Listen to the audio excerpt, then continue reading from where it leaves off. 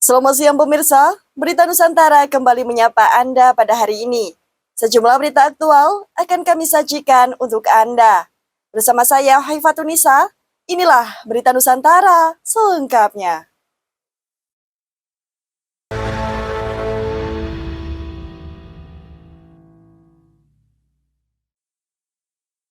Informasi yang pertama pemirsa, ompreng atau food tray makan bergizi gratis dari Chaosan Cina diduga mengandung bahan-bahan yang berbahaya, salah satunya yakni minyak babi. Imbas dari hal tersebut, Badan Gizi Nasional atau BGN melakukan pengecekan mendalam dari dugaan tersebut. Hal tersebut dibenarkan oleh keterangan dari Kepala BGN, Dadan Hindayana, pada Selasa 26 Agustus lalu. Selain mengkonfirmasi penyelidikan yang dilakukan pihaknya, Dadan juga menyatakan bahwa pihaknya belum pernah melakukan pengadaan ompreng untuk program MBG. Sebelumnya isu ini sempat mencuat di media sosial mengenai laporan dari Indonesia Business Post yang melakukan investigasi di wilayah Chaosan, bagian timur dari Provinsi Guangdong, Cina yang diduga menjadi importir untuk produk ompreng MBG. Dalam laporan tersebut, menemukan adanya indikasi pemalsuan label Made in Indonesia serta logo SNI. Padahal ompreng tersebut dibuat di Cina. Adapun penggunaan ompreng tipe 201 yang diduga mengandung mangan, serta ditemukan adanya indikasi penggunaan minyak babi. Java TV melaporkan. Informasi berikutnya pemirsa, anggota Komisi 9 DPR RI, Asep Romi Romaya, meminta agar pemerintah segera memasifkan imunisasi campak guna mencegah penyebaran campak di kalangan anak-anak. Hal tersebut disampaikan oleh Romi di Jakarta pada Selasa 26 Agustus lalu. Pernyataan tersebut disampaikan untuk menanggapi wabah campak di wilayah Madura, Jawa Timur yang kian meluas. Oleh karena itu, ia mendesak agar pemerintah segera bergerak untuk menekan penyebaran wabah tersebut. Sebagai tambahan informasi, wabah campak di Sumeneb telah menyebabkan sebanyak 17 balita meninggal dunia, sementara sebanyak 2.035 balita lainnya masih menjalani perawatan. Selain itu, wabah campak juga meluas hingga wilayah Bangkalan, dengan sebanyak 275 balita terjangkit, serta 1 balita meninggal dunia. Menurut Romi, wabah ini terjadi karena tingkat imunisasi di wilayah Madura. Menurutnya, imunisasi campak adalah imunisasi wajib yang harus diberikan kepada setiap bayi dalam usia tumbuh kembang. Sebagai tambahan informasi, penyakit campak merupakan penyakit infeksi saluran pernapasan yang menular dengan ditandai adanya ruam kulit di seluruh tubuh, serta gejala seperti flu yang disebabkan virus rubella.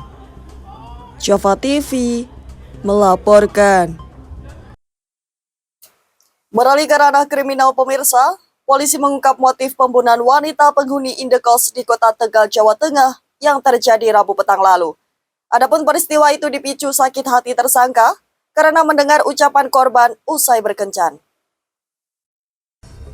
Satreskrim Polres Tegal Kota Tegal, Jawa Tengah, Kamis siang menetapkan Titus Sutrisno sebagai tersangka pembunuh Sumiati alias Okta penghuni tempat indikos di Jalan Berantas, Kelurahan Mintaragen, Kota Tegal.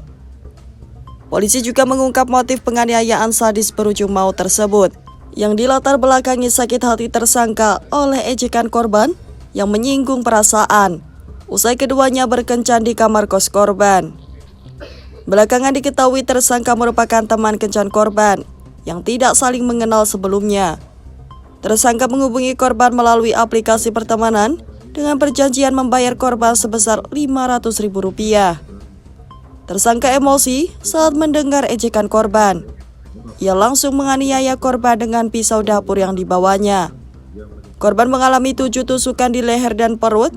Dalam kondisi terluka berlumur darah, korban berlari keluar. Namun akhirnya jatuh tersungkur di depan pintu gerbang kos. 16.30 si pelaku ini menggunakan aplikasi untuk memesan seorang wanita. Selanjutnya dari aplikasi itu ada komunikasi lewat medsos, kemudian dari medsos itu ada transaksi kesepakatan yaitu 500.000. Setelah itu dari kesepakatan itu untuk melakukan servis yang memuaskan, tetapi dari pengakuan si pelaku selang sudah berjalan selama 10 menit, kemudian korban pergi ke kamar mandi untuk membasuh-basuh atau untuk buang air kecil di belakang. Setelah itu kembali ke kamar tidur, melakukan ngobrol bersama-sama. Ada kata-kata yang tidak enak kepada wanita itu, yaitu mohon maaf ini, intinya baru satu kali kok belum maksimal. Ya paham lah rekan-rekan ini. Dan seperti itu kemudian terjadilah sesuatu yang ada di dalam kamar kos itu, tusukan sebanyak 7 kali yang mengenai belakang, samping kanan kiri, kemudian bagian depan. Kemudian pelaku keluar dari dalam kamar, menggoda-goda pintu yang ada di depan kamar, di kamar nomor 4. Selanjutnya badan korban bersimbah darah keluar dari kos, kemudian sampailah di depan pintu gerbang, kehabisan darah tergeletak di depan itu. Nah, seperti itu rekan-rekan dari motif yang dilakukan oleh pelaku melakukan pembunuhan dan penganiayaan yang mengakibatkan meninggalnya orang itu karena sakit hati, pelayanan tidak memuaskan, seperti itu. Senjata tajam memang itu dibawa dari pelaku untuk jaga diri, karena pelaku pekerjaan sebagai pengantar korban di lapangan, seperti itu. Antar pelaku sama korban itu belum saling kenal karena itu lewat aplikasi. Korban di situ kurang lebih ada 1 tahun sudah kos di situ. Korban yaitu warga Cipelem Bulakamba, Kabupaten Brebes. Untuk ancam hukumannya itu diancam hukuman 15 tahun penjara, kita kenai pasal 338 dan atau pasal 351 ayat 3 KUHP. Ini pisau yang digunakan oleh pelaku untuk menyayat korban sebanyak 7 kali kurang lebih. Dan ini pakaian korban yang pada waktu itu digunakan yang ada di depan gerbang tergeletak bersimbah darah. Dan ini sandal yang kami temukan di dalam TKP yang sudah juga bersimbah darah pada waktu itu juga akan digunakan seperti itu. Kalau pelaku yaitu saudara T, warga Jalan Pantur Timur. Setelah melakukan penganiayaan, tersangka ini ketakutan karena di depan rumah itu sudah banyak warga yang keluar karena ada penjaga kos yang pada waktu itu ada di TKP juga berteriak minta tolong kepada Bapak RT. Polisi mengamankan sebilah pisau dapur berlumuran darah yang digunakan tersangka menghabisi korban, sandal milik korban dan tersangka, serta pakaian korban. Tersangka dijerat pasal pembunuhan dengan ancaman hukuman 15 tahun penjara. Kuncoro Wijayanto, Java TV, melaporkan. Selanjutnya, Ketua Dewan Ekonomi Nasional, Luhut Binsar Panjaitan, diangkat oleh Presiden Prabowo Subianto menjadi penasehat khusus Presiden di bidang digitalisasi dan teknologi pemerintahan. Adapun posisi ini diketahui dari pernyataan Luhut sendiri. Luhut diketahui memberikan pernyataan mengenai posisi barunya di lingkaran Presiden Prabowo pada Selasa 26 Agustus lalu. Adapun pengangkatan tersebut tertuang dalam Peraturan Presiden Nomor 83 Tahun 2025 tentang Komite Percepatan Transformasi Digital Pemerintah. Sementara itu, dalam pernyataannya, Luhut mengklaim telah menerima mandat dari Prabowo sekitar 7 bulan lalu untuk melakukan digitalisasi, termasuk dalam pengurusan bantuan sosial. Selain itu, ia mengklaim telah melaksanakan beragam arahan Prabowo, serta ia juga mengklaim telah mendapatkan cara untuk mendapatkan defisit APBN 2026 hingga mencapai 400 triliun rupiah. Luhut menekankan untuk membentuk government teknologi atau GovTech yang berbasis AI. Saat ini terus dikerjakan oleh tim-tim kecil dalam beberapa bulan terakhir. Selain itu, Luhut menyebut bahwa kehadiran GovTech bukan hanya untuk membuat penyaluran bantuan sosial agar lebih tepat sasaran. Java TV melaporkan. Berikutnya pemirsa, ribuan kepala keluarga di 3 desa di Kabupaten Tegal, Jawa Tengah mengalami krisis air pada Rabu lalu. Selain disebabkan kemarau, kondisi ini diperparah adanya proyek nasional rehabilitasi jaringan daerah irigasi Sungai Gung.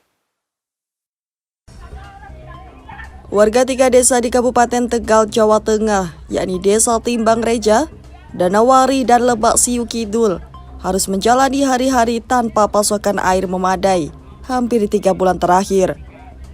Warga kini hanya bergantung pada kedatangan mobil tangki air bersih PMI yang datang ke desa. Bantuan air yang datang dari berbagai pihak selalu menjadi rebutan warga.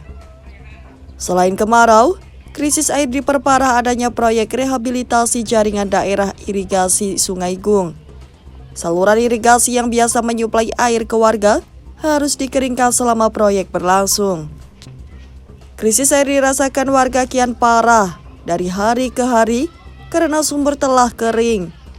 Krisis air juga mengancam ratusan hektar lahan pertanian gagal panen. Warga berharap bantuan air didatangkan setiap hari mengingat warga yang membutuhkan sangat banyak. Alhamdulillah untuk warga Timbarja sangat bersyukur dan terima kasih atas bantuan dari PMI bisa menutupi kekurangan dan juga untuk kebutuhan sehari-hari air bersihnya. Jadi terima kasih, sangat-sangat berterima kasih kepada PMI. Semoga besok bisa. Proyek Nasional Rehabilitasi Daerah Irigasi Gung menelan biaya sekitar 65 miliar, meliputi rehabilitasi bendung Danawari, rehab saluran induk, rehab saluran sekunder, dan pembangunan ground seal. Kuncoro Wijayanto, Java TV melaporkan. Selanjutnya pemirsa, stok bahan bakar minyak di stasiun pengisian bahan bakar umum atau SPBU milik Shell dan BPAKR kembali kosong dalam beberapa hari terakhir. Adapun kekosongan stok tersebut terjadi sejak hari Senin 25 Agustus lalu. Imbas dari kekosongan tersebut, sejumlah pengendara balik badan setelah mengetahui tidak adanya pasokan BBM di SPBU tersebut. Sebelumnya, kejadian serupa juga pernah terulang pada awal 2025. Pada saat itu, stok BBM di SPBU selain milik Pertamina mengalami kekosongan. Bahkan sejumlah SPBU di Jakarta sempat memasang spanduk permohonan maaf imbas kekosongan tersebut. Sementara itu, manajemen Shell Indonesia buka suara atas kekosongan yang terjadi belakangan ini. Presiden Direktur dan Managing Director Mobility Shell Indonesia, Ingrid Siburian menyebut, kekosongan ini disebabkan pengadaan serta penyaluran BBM ke sejumlah wilayah yang mengalami kendala. Java TV melaporkan. Selanjutnya dari IKN, Kementerian Pekerjaan Umum atau Kemenpu dikabarkan tidak akan lagi mengerjakan pembangunan Ibu Kota Nusantara mulai tahun depan. Adapun pembangunan tersebut nantinya akan diambil alih otorita IKN. Menurut keterangan Wakil Menteri PU Diana Kusumastuti, dalam keterangannya pada Senin 25 Agustus lalu mengatakan, pihaknya hanya menyelesaikan proyek-proyek kontrak tahun jamak di IKN. Proyek tersebut diketahui telah ditangani oleh institusinya sejak tahun 2022. Sementara itu, Kementerian PU diketahui telah menangani pembangunan IKN sejak era Presiden ke-7 RI, Joko Widodo pada tahun 2022. Kemenpu diketahui menangani sejumlah infrastruktur dasar, mulai jalan tol, saluran air bersih, hingga gedung-gedung pemerintahan. Dalam waktu tersebut, otorita IKN masih tahap pentaatan struktur. Selanjutnya, pekerjaan membangun IKN perlahan mulai bergeser dari Kementerian PU ke otorita IKN. Dalam hal ini, Presiden Prabowo berulang kali rapat dengan kepala otorita IKN untuk membahas pembangunan infrastruktur di ibu kota baru tersebut. Java TV melaporkan.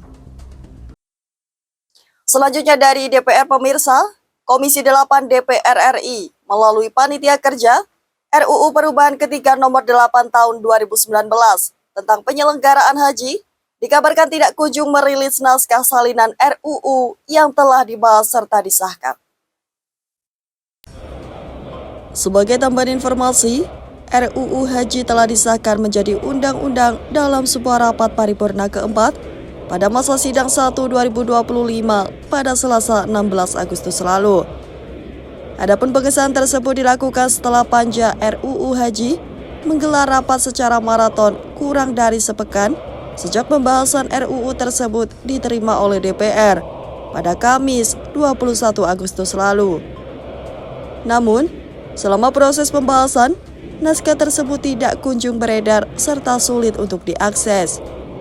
Sementara itu, menurut keterangan Ketua Komisi 8 DPR, Marwanda Sopang mengatakan, naskah tersebut seharusnya tidak ada kendala dalam pengedaran. Terlebih, naskah tersebut telah disahkan oleh DPR. Sementara itu, Wakil Ketua Komisi 8 Abidin Fikri dikabarkan menolak untuk membagikan naskah tersebut. Ia meminta agar menunggu hingga RUU Haji resmi diundangkan ke Presiden.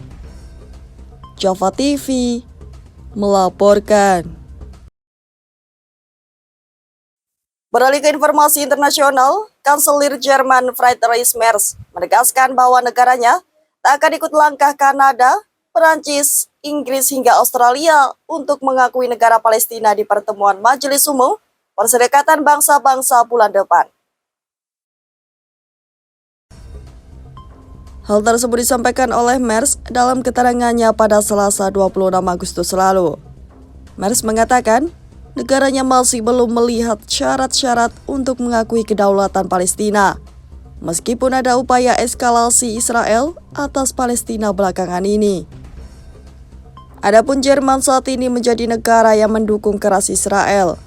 Selain itu, pemerintah Jerman juga mendukung solusi dua negara, namun berpendapat bahwa pengakuan kedaulatan Palestina harus berlandaskan negosiasi diplomatik. Sementara itu, warga Jerman menuntut agar pemerintah Jerman mengakui kedaulatan Palestina guna memberikan tekanan besar terhadap pemerintahan Israel. Menurut lembaga penyiaran Jerman, mayoritas warga Jerman mendukung inisiatif untuk mengakui negara Palestina. Namun pemerintah Jerman bersikap sebaliknya. Java TV melaporkan. Informasi terakhir sekaligus penutup pemirsa, Bupati Pati Sudewo, Bung Kamsa ditanya sejumlah awak media mengenai desakan warga Pati yang ingin agar Komisi Pemberantasan Korupsi menangkap dirinya. Diketahui Sudewo pada Rabu 27 Agustus lalu mendatangi gedung KPK untuk menjalani pemeriksaan sebagai saksi kasus dugaan korupsi pengadaan pembangunan jalur kereta api di wilayah Jawa Tengah pada lingkungan Direktorat Jenderal Perkeretaapian Kementerian Perhubungan atau DJKA Kemenhub. Adapun Sudewo tiba di gedung KPK sekitar pukul 09.42 waktu Indonesia Barat dengan didampingi kedua orang. Dalam perjalanannya ke gedung tersebut, Sudewo tidak berkomentar sedikit pun. Ia hanya berharap agar kondisi Pati baik-baik saja.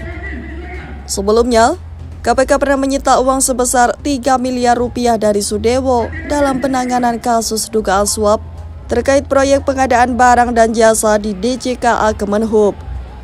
Hal tersebut diungkap dalam persidangan terdakwa Kepala Balai Teknik Perkeretaapian atau BTP Jawa bagian tengah, Putu Sumarjaya, dan pejabat pembuat komitmen BPT Jawa bagian tengah, Bernard Hasibuan di Pengadilan Tipikor Semarang November 2023 lalu. Java TV melaporkan. Baik pemirsa, informasi tadi sekaligus menjadi penutup perjumpaan kita hari ini.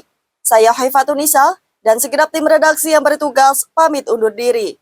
Selamat siang, salam berita Nusantara.